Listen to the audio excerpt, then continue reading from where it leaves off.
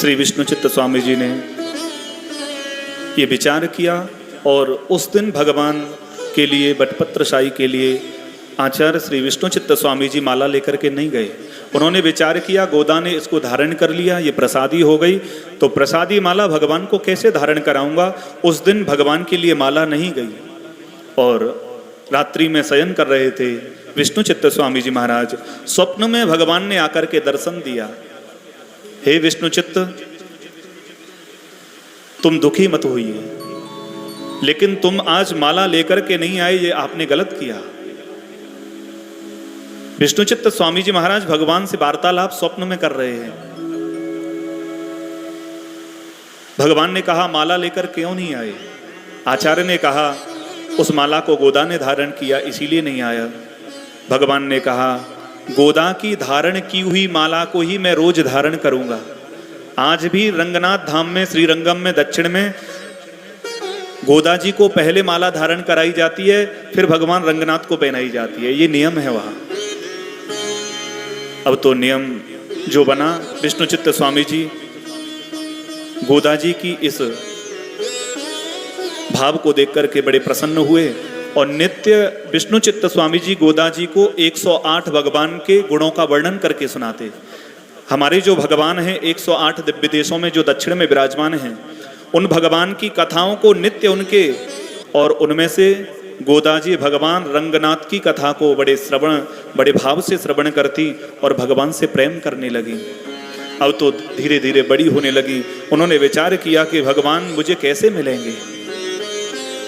जिस प्रकार से गोपियों ने भगवान को प्राप्त करने के लिए 1 महीने का कात्यायनी का व्रत किया, कात्यायन्यर्चनम व्रतम, कात्यायनी का व्रत किया, उसी प्रकार से उसी कथा को लेकर के गोदा जी ने भी 1 महीने का भगवान रंगनाथ को प्राप्त करने के लिए 1 महीने का व्रत किया।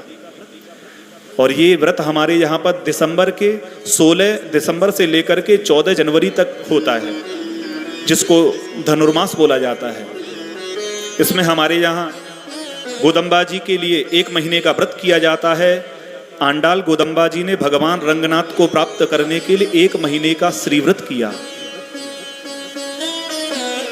और भगवान रंगनाथ को प्राप्त करने के लिए गोदम्बा जी नित्य एक गाथा भगवान को सुनाती, गीत सुनाती थी भगवान को प्रसन्न करने के लिए। उसी को हमारे यहाँ पर तिरुप्पावी कहते हैं। तिरुप्पावी माने श्रीव्रत। पुमालई माने फूलों की माला पहनाती भगवान को, और पुमालई माने फूलों की माला, और पोमालई माने अपने गीतों की माला भगवान को श्रवण कराती। रोज एक गाथा रोज भगवान को सुनाती। भगवान बटपत्र शाही भगवान, उन्होंने अपने बिल्ली पुत्तूर जो स्थान था उसी को उन्होंने वृंदावन माना। वृंदावन तो आ नहीं सकती इतनी दूर से, तो उन्होंने गोपियों के उस भाव को लेकर के ही उन्होंने अपने बिल्ली पुत्तूर जो स्थान है उसको वृंदावन माना। अपना जो घर है उसी को नंद भवन माना और अपने आप को गोपी के भाव में आकर के उन्होंने भगवान रंगनाथ को प्राप्त करने के लिए 1 महीने का व्रत किया। हर रोज वो एक गाथा भगवान को सुनाती थी।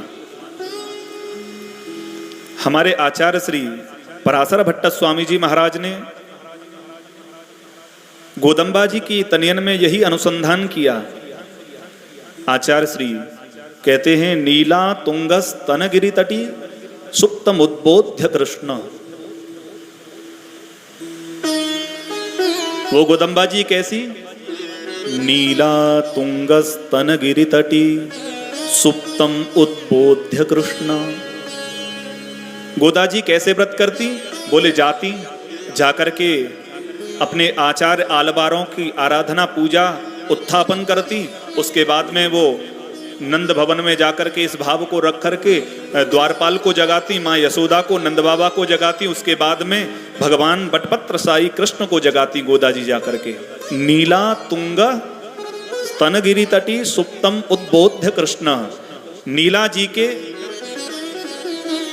जो पयोधर स्तनों पर जो भगवान वटपत्रशाही बाल कृष्ण जो लेटे हुए हैं, शयन कर रहे हैं, गोदा जी ये चिंतन करती कि आप उठ जाइए, जगाती भगवान को, ये अनुसंधान करती। गोदा जी, और 1 महीने का व्रत किया, और 1 महीने के उनके व्रत से भगवान रंगनाथ प्रसन्न हो गए। और यहाँ पर गोदा जी के विवाह के लिए स्वयंवर हुआ। स्वयंवर में 108 दिव्य देश के भगवान आने लगे। इधर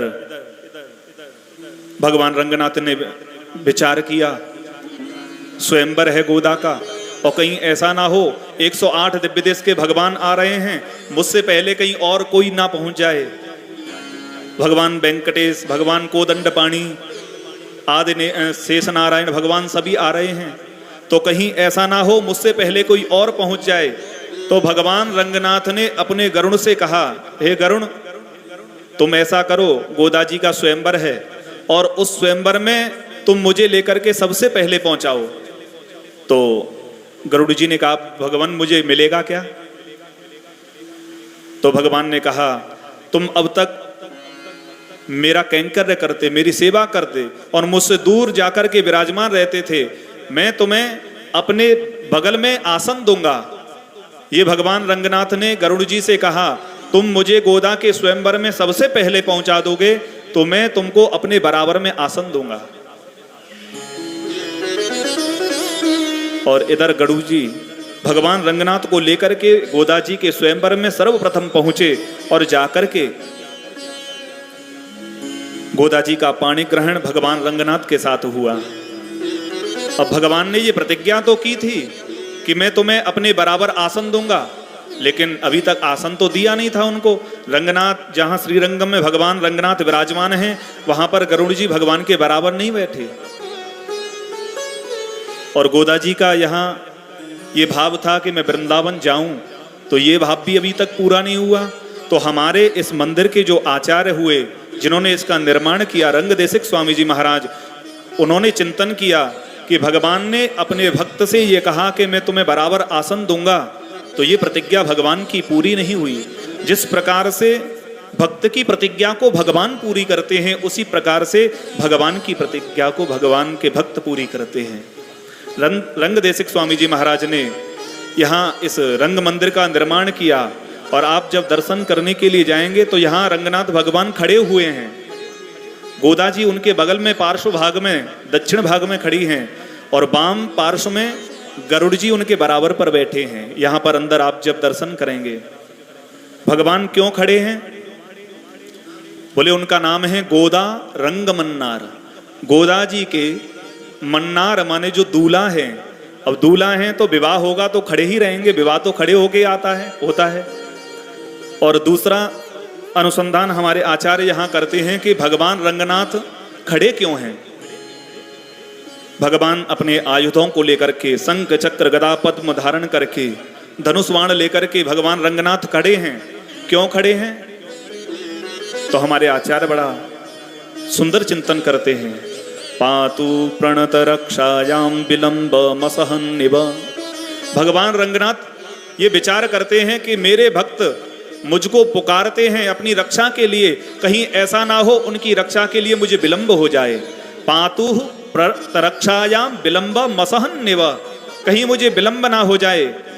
इसीलिए सदा पंचायुधिम बिभ्रत सनः श्रीरंगनायक। रंगनाथ भगवान अपने हाथ में शंख चक्र गदा पद्म लेकर के खड़े हुए हैं कि मेरा भक्त यदि मुझे पुकारे तो मैं दौड़ करके उसकी रक्षा के लिए चला जाऊं। ये भाव आचार्यों ने चिंतन किया।